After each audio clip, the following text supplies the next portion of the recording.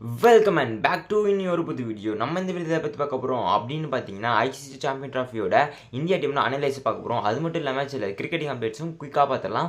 சரி வாங்க இப்போ நம்ம வீடியோக்குள்ளே போகலாம். அதுக்கு முன்னாடி சப்ஸ்கிரைப் பண்ணிட்டு பெல் பண்ணி தட்டி விட்டுட்டீங்கன்னா நம்ம வீடியோஸ் பார்த்தீங்கன்னா நோட்டிஃபிகேஷன் வந்துடும். இந்த மாதிரி கிரிக்கெட்டிங் அப்டேட்ஸ் உங்களுக்கு தெரிஞ்சுன்னா மறக்காமல் சப்ஸ்கிரைப் பண்ணிடுங்க.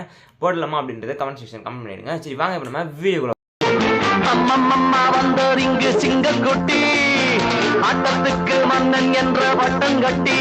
ஆரம்பிக்க போகிறோம் அப்படின்னு பார்த்தீங்கன்னா கிரிக்கெட்டிங் அப்டேட்ஸ். இதில் பார்த்தீங்கன்னா ஃபஸ்ட்டு வந்து ஜேக்கப் பெத்தல் பார்த்தீங்கன்னா இப்போ ஓடிஐ சீரிஸ் விளாண்டுருக்காங்க. அதில் பார்த்தீங்கன்னா அவர் இன்ஜூர்ட் ஆகி பார்த்தீங்கன்னா ரூல்ட் அவுட் ஆகிருக்காரு. 2 மாதத்துக்கு பார்த்தீங்கன்னா அவர் கிரிக்கெட் விளாட முடியாது அப்படின்ற மாதிரி பார்த்தீங்கன்னா தகவல்லாம் கிடச்சிருக்கு. அது உண்மையாக என்னென்னு பார்ப்போம். இப்போ பார்த்தீங்கன்னா சாம்பியன்ஸ் ட்ராஃபி வந்து ரூல் அவுட் அப்படின்றது ஒரு 90% பார்த்தீங்கன்னா கன்ஃபார்மான நியூஸ் தான் நான் சொல்லலாம். அது ஆர்சிபி விளையாட மாட்டாரா அப்படின்னு இன்னும் கொஞ்ச நாள் பொறுத்து பார்க்கலாம் அடுத்த கிரிக்கெட் அப்டேட் நியூஸில். அதுக்கடுத்து பார்த்தீங்கன்னா பும்ராவும் பார்த்தீங்கன்னா ரூல்ட் அவுட்டாக இருக்காரு. அவருக்கு பதிலாக பார்த்தீங்கன்னா அர்ஷித் ராணா உள்ளே வந்திருக்காரு. அதேமாதிரி பார்த்தீங்கன்னா யசஸ்வி ஜெய்ஸ்வாலுக்கு பதிலாக பார்த்தீங்கன்னா நம்மளுடைய வருண் சக்கரவர்த்தி பார்த்தீங்கன்னா உள்ளே வந்திருக்காரு. இப்போ ஜெய்ஸ்வால் பார்த்தீங்கன்னா ரீப்ளேஸ்மெண்ட் பிளேயராக பார்த்தீங்கன்னா போவாருங்க. அது இப்போ சரிங்க. இப்போ நம்ம ஐசிசி சாம்பியன் அனலைஸை பார்த்தலாம். அந்த இந்தியன் டீமோட சாம்பியன்ஸ் ட்ராஃபி அனலைஸாக இந்த வீடியோ இப்போ பார்க்க போகிறோம். இதில் பார்த்தீங்கன்னா ஃபஸ்ட்டு கேப்டன் பார்த்தீங்கன்னா ரோஹித் சர்மா பார்த்தீங்கன்னா இப்போ தான் ஒரு செஞ்சுரி அடித்தார் இங்கிலாந்துக்கு எதிராக. இன்றைக்கி பார்த்தீங்கன்னா ஒரு மேட்ச் இருக்குது. இந்த மேட்ச்சில் எப்படி பர்ஃபார்மன்ஸ் பண்ணுறா அப்படின்றது முக்கியமான விஷயம். அது மட்டும் இல்லை, ஓகே இப்போ டாப் ஆர்டர் நம்ம அப்படியே லைன் அப் பண்ண ஆரம்பிச்சிடலாம் டீம். ஓகேவாங்க, நம்ம டீம் பார்த்தீங்கன்னா ஏற்கனவே தெரியும், இங்கே போட்டிருப்போம். அப்படி போடல அப்படின்னா போட்டுருவோங்க, அது கன்ஃபார்ம் போட்டுருவோம். டீமோட ஸ்குவாட் பார்த்தீங்கன்னா இங்கே இருக்கும். அதில் பார்த்தீங்கன்னா ஃபஸ்ட்டு இப்போ நம்ம பார்த்தீங்கன்னா டீம் ஆர்டர் பண்ண போகிறோம். ஃபஸ்ட்டு ஓடிஐ மேட்சஸ் இருக்க பாசிபிளான பிளேயர்ஸை பார்த்தீங்கன்னா ஆர்டர் பண்ண போகிறோம். ஃபஸ்ட்டு பார்த்தீங்கன்னா கேப்டன் ரோஹித் சர்மா அண்ட் கில்லுங்க, வைஸ் கேப்டன் கில். இவங்க 2 பேர் தான் பார்த்தீங்கன்னா ஓப்பன் பண்ண போகிறாங்க. அதனால தான் பார்த்தீங்கன்னா ஜெய்ஸ்வாலை வெளியே எடுத்திருக்காங்க. ஆனால் இதில் சில சிக்கல்லாம் மிடில் ஆர்டர்ஸ் தான் இருக்குது நிறையாவே.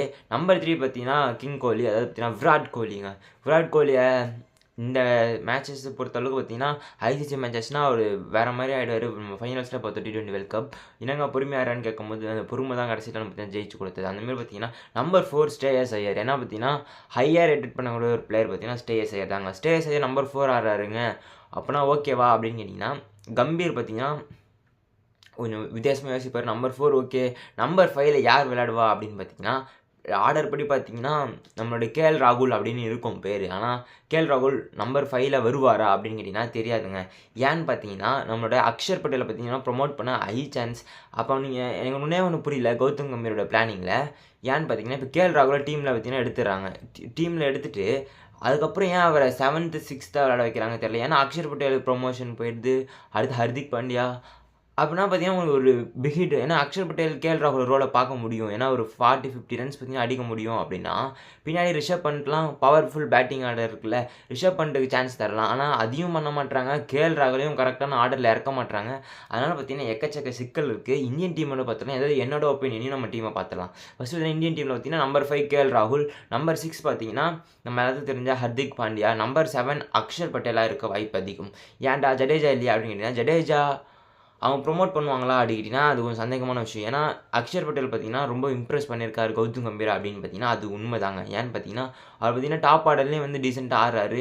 நம்பர் 8 யார் கொடுக்க வாய்ப்பு அதிகமாக இருக்குது அப்படின்னு பார்த்தீங்கன்னா அர்ஷித் ராணாக்கு போக சான்ஸ் ஸ்லைட்லி அது அதிகமாக இருக்குது. ஏன்னு பார்த்தீங்கன்னா ஒரு ஃபேஸர். ஏன்னா ஒரு டெட் பவுலிங் போட முடியும். இப்போ நம்ம பவர் பிளே எப்படி ஓட்டணும் அப்படின்னு பார்த்தீங்கன்னா ஒரு சைடு முகமது ஷமினா, ஒரு side Hardik Pandya and spinners. அதை பார்த்தீங்கன்னா முக்கியமான ஒர்க் பண்ண போகிறாங்க இவங்க தான் பவர் பிளே பொறுத்தளவுக்கு.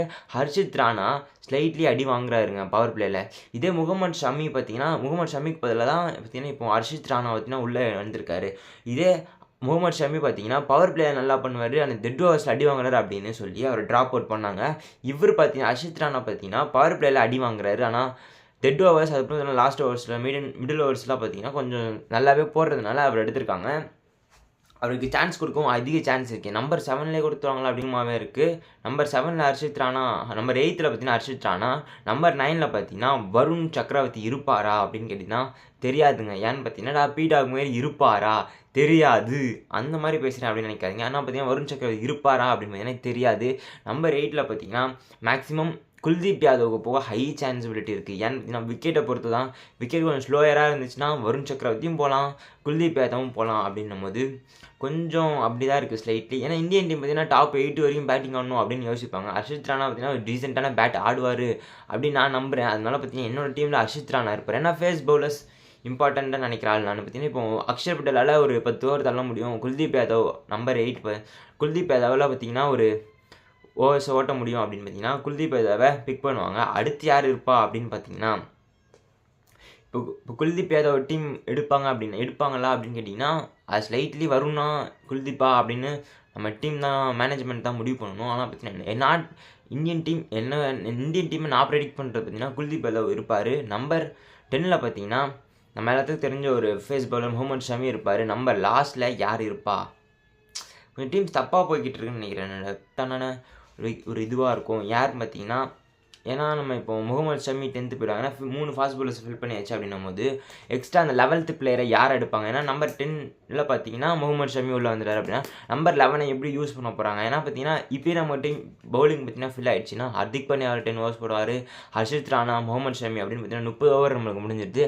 மிச்சம் 2 ஓவரும் பார்த்தீங்கன்னா குல்தீப் அண்ட் அக்ஷரால் போட முடியும் அப்படின்னும் போது உங்களுக்கு எக்ஸ்ட்ரா பேட்ஸ்மேனோ வேணுமா உள்ளே எடுத்துகிட்டு வந்துடலாம். ஆனால் என்ன யோசிப்பாங்க அப்படின்னு பார்த்தீங்கன்னா ரவீந்திர ஜடேஜாவை பார்த்தீங்கன்னா உள்ளே இன்க்ளூட் பண்ணுவாங்க. எந்த இடத்துல அப்படின்னு பார்த்தீங்கன்னா இப்போ இவரை ஃப்ரெண்ட் பண்ணுவாங்க. ஏன்னா அக்ஷர் பட்டேல் பார்த்தீங்கன்னா இப்போ ப்ரொமோட் ஆகி மேலே ஆடுவார். விக்கெட் எர்லியாக போச்சு அப்படின்னா, முக்கியமாக பார்த்தீங்கன்னா எர்லியாக போச்சுன்னா கேஎல் ராகுல் ப்ரொமோட் ஆகணும். அதுதான் என்னோட இதுவாக இருக்கும். ஏன்னா இப்போ அக்ஷர் பட்டேல் நீங்கள் பார்த்தீங்கன்னா ப்ரொமோட் பண்ணி விளையாட வைக்கிறத கேஎல் ராகுலை ப்ரொமோட் பண்ணி விளையாட வைக்கலாம், அவரால் விளையாட முடியும் அப்படின்னு எல்லாத்துக்குமே தெரியும். அவரை ப்ரொமோட் பண்ண மாட்டாங்க. ஏன்னு தெரில. ஏன்னா இப்போ இந்தியாவோட இதில் பார்த்தீங்கன்னா இப்போ 10 பிளேஸ் நம்ம சொல்லியிருக்கோம் பார்த்தீங்கன்னா இதே பிளேஸ் இருப்பாங்க. ஆனால் எக்ஸ்ட்ரா ஒரு ஆள் ஜடேஜா இருப்பார். ஏன்னு பார்த்தீங்கன்னா 11ல் இருப்பாரா கேட்டால் 11th பொசிஷனில் இருப்பாரா கேட்டால் இருக்க மாட்டார். ஏன்னா ஒரு 8th and 7th பொசிஷனில் இருப்பார்.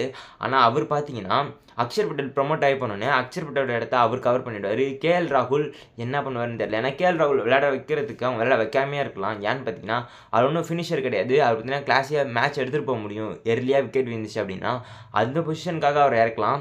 ஆனால் அதை விட்டுட்டு நீங்கள் ப்ரொமோட் பண்ணாமல் ஒரு 8வது 7வது இறக்குனீங்கன்னா ரொம்பவே வேஸ்ட்டு. அதுக்கு ரிஷப் பந்த் உள்ளே இறங்கிடலாம். ஏன்னு பார்த்தீங்கன்னா ரிஷப் பந்தால் குயிக் ரன்ஸ் அடிக்க முடியும். கேஎல் ராகுல் அடிக்க முடியாது கிடையாது. ஏன்னா கேஎல் ராகுல் அடிக்க முடியும், ஆனால் அது கொஞ்சம் டைம் எடுக்க வாய்ப்பு இருக்குது.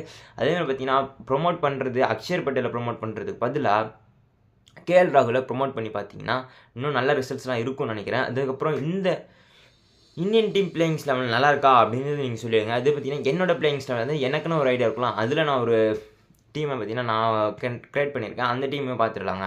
ஓப்பனிங் பார்த்தீங்கன்னா ரோஹித் அண்ட் கில் இவங்க 2 பேர் பார்த்தீங்கன்னா வேறு லெவலில் ஓப்பனர்ஸ். அதேமாதிரி பார்த்தீங்கன்னா கேப்டன் அண்ட் வைஸ் கேப்டன் அப்படின்றதுனால 2 பேரும் இறக்கிதானோ அதனால் 2 பேரும் இறக்கியாச்சு. நம்பர் 3ல் பார்த்தீங்கன்னா விராட் கோலி. நம்பர் 4ல் பார்த்தீங்கன்னா கேஎல் ராகுல். ஏன்டா நம்பர் 4ல் ஐயா நல்லா பண்ணியிருக்காரு அப்படின்னு கேட்டிங்கன்னா கேஎல் ராகுலால் நம்பர் 4 பண்ணிக்கிட்டு இருந்தார். எப்போ அப்படின்னு கேட்டிங்கன்னா நம்மளோட விராட் கோலியோட 2019 வேர்ல்ட் கப் ஆகட்டும் இதெல்லாம் பார்த்தீங்கன்னா நம்பர் 5 and 4ல் பண்ணியிருக்காரு.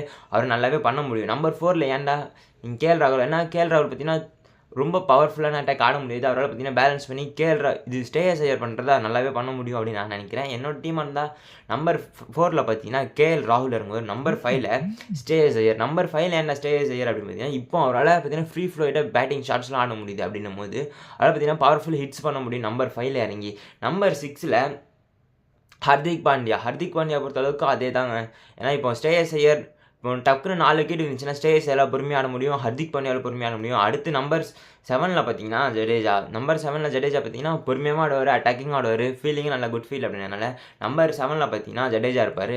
நம்பர் 8ல் பார்த்தீங்கன்னா ஹர்ஷித் ராணா இப்போ ஏன் அப்படின்னு கேட்டிங்கன்னா முகமது ஷமி இல்லை, பும்ரா இல்லை அப்படின்றதுனால ஹர்ஷித் ராணா தான் ஒரு ஆப்ஷன் டீமில் எடுத்திருக்காங்க. எனக்கு பொறுத்தளவுக்கு பார்த்தீங்கன்னா நான் ஹர்ஷித் ராணா போயிருப்பேன்னா கேட்டிங்கன்னா போயிருக்க மாட்டேன். ஏன்னு பார்த்தீங்கன்னா ஒரு எக்ஸ்பீரியன்ஸ் பவுலர் ஹர்ஷ்தீப் சிங் கூட போயிருக்கலாம். ஏன்னா லெஃப்ட் ஆர்ம் ஃபாஸ்ட் பவுலர் அப்படின்னும் போது ஹர்ஷ்தீப் சிங்க்கு பார்த்தீங்கன்னா போயிருக்குது நல்ல சான்ஸ் இருந்தது. நானாக இருந்தால் ஹர்ஷ்தீப் சிங்க்கு பார்த்தீங்கன்னா போயிருப்பேன். ஆனால் இங்கே ஹர்ஷித் ராணாவுக்கு சான்ஸ் கிடச்சிது.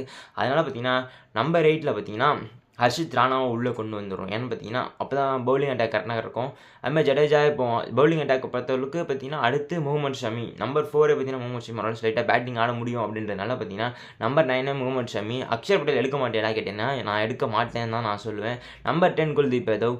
நம்பர் 11 பார்த்தீங்கன்னா நம்மளோட வருண் சக்கரவர்த்தி. இது பவுலிங் ஆர்டர் எப்படி பிரிப்பேன் அப்படின்னு கேட்டிங்கன்னா முகமது ஷமி எப்படி இருந்தாலும் 10 ஓவர் போட்டார். ஹர்ஷித் ராணா எப்படி இருந்தாலும் 10 ஓவர். அப்புறம் ஜடேஜாவில் 10 ஓவர் குயிக்காக தள்ள முடியும் அப்படின்னும் போது 30 ஓவர் நம்மளுக்கு முடிஞ்சிருது. அதில் பார்த்தீங்கன்னா வருண் சக்கரவர்த்தி அண்ட் குல்தீப் யாதவ் அண்ட் ஹர்திக் பாண்டியா மிச்சம் பார்த்தீங்கன்னா 6 பவுலர்ஸும் இருக்காங்க. நம்மளால் டீசெண்டாக பார்த்தீங்கன்னா நம்பர் 10 வரைக்கும் குல்தீப் யாதவ் வரைக்கும் ஒரு 20 ரன் அடிக்க முடியும் அப்படின்னும் போது பார்த்தீங்கன்னா இந்த டீம் எனக்கு ஸ்லைட்டடாக எனக்கு பெட்டராக தெரிஞ்சுது. இதில் பார்த்தீங்கன்னா என்னடா சேஞ்ச் பண்ணியிருக்கு அப்படின்னா எந்த பிளேயரும் இல்லை. அக்ஷர் பட்டேல் வெளியே போயிட்டு வருண் சக்கரவர்த்தி வந்திருக்கு. ஏன்னா பார்த்தீங்கன்னா எக்ஸ்ட்ரா பேட்டிங்கும் நமக்கு அது பார்த்தீங்கன்னா டீம் பார்த்தீங்கன்னா ஃப்ளெக்சிபிளாக இருக்கணும். ஏன்னா பார்த்தீங்கன்னா அதிக ரன் அடித்தாலும் அடிக்க முடியும், டாப் 5 கிளிக் ஆயிடுச்சு அப்படின்னா மேக்ஸிமம் ஒரு 350 ரன்ஸ் வரும் பார்க்க முடியும். டாப் 5 எல்லாருமே கிளிக் ஆனா, அப்படி கிளிக் ஆகலை டக்குனு விக்கெட் விழுந்தது அப்படின்னா நம்ம டவுன் தி ஆர்டரில் பார்த்தீங்கன்னா ஜடேஜா, அதுக்கப்புறம் பார்த்தீங்கன்னா ஸ்ரேயஸ் ஐயர் பேக்கில் ஃபைலில் இருக்கனால பார்த்தீங்கன்னா அவங்களாலையும் பொறுமையாக ஆட முடியும். அதை விட்டுட்டு இந்த அக்ஷர் பட்டேல் ப்ரொமோட் பண்ணுறதை விட்டுடலாம் அப்படின்னு நான் நினைக்கிறேன். ஏன்னா அக்ஷர் பட்டேல் நல்லா தான் பண்ணியிருக்காரு ப்ரொமோஷன் பண்ணும்போது பார்த்தீங்கன்னா நல்லாவே மேலே வந்து ஆடவும் முடியுது அவரால். அவர் என்ன டீமில் எடுக்க மாட்டேன் கேட்டிங்கன்னா, நான் கேஎல் ராகுல் ஒரு pure batsman and wicket keeper, அவருக்கு சான்ஸ் கிடைக்க மாட்டுது. அவரை பார்த்தீங்கன்னா நம்பர் 4 ப்ரொமோட் பண்ணிங்கன்னா நல்லாவே பண்ணியிருக்காரு இந்தியாவுக்காக, நல்ல ரெக்கார்ட்ஸும் இருக்குது. அப்படின்னும் போது அவரை நான் ஸ்லைட்லி எட்ஜாக பார்க்குறேன். ஏன்னா பார்த்தீங்கன்னா வருண் சக்கரவர்த்தி 2 பேரும் பார்த்தீங்கன்னா ஒரே மாதிரி, அது ஜடேஜா ஆகட்டும் அப்புறம் அக்ஷர் பட்டேல் ஆகட்டும், 2 பேரும் பார்த்தீங்கன்னா சிமிலர் பவுலர்ஸுங்க. 2 பேரையும் நம்ம எடுத்துகிட்டு போயிட்டு 2 பேரும் ஒரு கட்டத்தில் பார்த்தீங்கன்னா அடி வாங்க ஆரம்பித்தாங்க அப்படின்னா, ஜடேஜா அக்ஷர் பட்டேல் அடி வாங்க மாட்டாங்க. ஆனால் அடி வாங்க ஆரம்பித்தாங்க அப்படின்னா அது கொஞ்சம் இந்தியாவுக்கு ரொம்ப பேடாகவே போயிடும். அதனால பார்த்தீங்கன்னா வருண் சக்கரவர்த்தி அண்ட் குல்தீப் ஏதோ சிமிலர் டைப் பவுலர்ஸ் அப்படின்னு கேட்டிங்கன்னா, ஒருத்தர் லெக் ஸ்பின்னர் வந்து ஒருத்தர் மிஸ்டி ஸ்பின்னர். வருண் சக்கரவர்த்தி பேட்டிங் விக்கெட் மட்டும் இப்போ பார்த்தீங்கன்னா ILT20 நடந்தது. அதில் பார்த்தீங்கன்னா ரொம்பவே பிச்சஸ்லாம் பார்த்தீங்கன்னா ஃபேஸ் பவுலர்ஸ்லாம் நல்லா இருக்குது அப்படின்லாம் பேசுகிறாங்க. ஆனால் ஃபேஸ் பவுலர்ஸ் நல்லா தான் இருக்குது. ஆனால் பார்த்தீங்கன்னா இப்போ போக போக வெயிலும் கொஞ்சம் அதிகரிக்கும். அதேமாதிரி பார்த்தீங்கன்னா மேட்சஸ் ஆடுறதுனால பிச்சஸும் கொஞ்சம் ஸ்லோவாக இருக்க வாய்ப்பு இருக்குது. அதனால மட்டும்தான் இந்தியா பார்த்தீங்கன்னா 4 ஸ்பின்னர்ஸ் கிட்டே எடுத்துகிட்டு போகிறாங்க. இப்போ எக்ஸ்ட்ரா ஒரு ஸ்பின்னரையும் எடுத்துகிட்டு போகிறாங்க. ஆனால் ஸ்பின்னர்ஸ் பார்த்தீங்கன்னா அவ்வளோ யூஸ்ஃபுல்லாக இருப்பாங்களா அப்படின்னு கேட்டிங்கன்னா, அதனால ஹர்திக் பாண்டியா அண்ட் ஹர்ஷித் ராணா எந்த லெவலில் பண்ணுறாங்களோ அதுக்கேற்ற ஒரு ஆப்போசிட்டாக நம்ம ஸ்பின்னர்ஸ் பண்ணாங்கன்னா மேக்ஸிமம் வெற்றி கிடைக்கும். முகமது ஷமி இன்க்ரெடிபிளான ஒரு ஓவர் கொடுப்பாரா அப்படின்னு பார்த்தீங்கன்னா தெரியாது. ஏன்னு பார்த்தீங்கன்னா அவர் இன்ஜூரியிலேருந்து ரெக்கவர் ஆகி வர்றாரு, பழைய ஃபார்ம் இருக்குமா அப்படின்னு கேட்டிங்கனாலும் தெரியாது. சரிங்க, நம்ம டீம் வேர்ல்ட் கப் நம்ம ICC சாம்பியன்ஸ் ட்ராஃபி அடிப்பாங்களா அப்படின்றதையும் கமெண்ட் செக்ஷன் கமெண்ட் பண்ணிடுங்க. இந்த வீடியோ பிடிச்சிருந்தா மறக்காம லைக் பண்ணுங்கள். உங்களுக்கு எந்த டீம் எந்த பிளேயர் இருந்தால் நல்லாயிருக்கும் அப்படின்றத கமெண்ட் செக்ஷன் கமெண்ட் பண்ணிட்டீங்கன்னா நம்ம வீடியோஸை பார்த்தீங்கன்னா கமெண்ட் செக்ஷன் பண்ணிங்கன்னா அதை பற்றி நானும் பார்க்குறேன். ஏன்னா உங்களோட ஐடியாஸும் நான் தெரிஞ்சுக்கணும்னு நினைக்கிறேன். அதேமாதிரி பார்த்தீங்கன்னா உங்கள் டீமை கீழே கமெண்ட் பண்ணுங்கள். முடிஞ்ச அளவுக்கு நம்ம வீடியோஸை பார்த்தீங்கன்னா ஷேர் பண்ணிடுங்க. கிரிக்கெட்டிங் அப்டேட்ஸ் வேணும் அப்படின்னு நினச்சிங்கன்னா மறக்காமல் கமெண்ட் செக்ஷன் கமெண்ட் பண்ணிடுங்க. அப்போ தான் பார்த்தீங்கன்னா நம்ம கிரிக்கெட் ஐடியாஸ்லாம் கொடுக்க முடியும், கிரிக்கெட் கண்டென்ட்டையும் நம்ம கொடுப்போங்க. சரி, பாய்.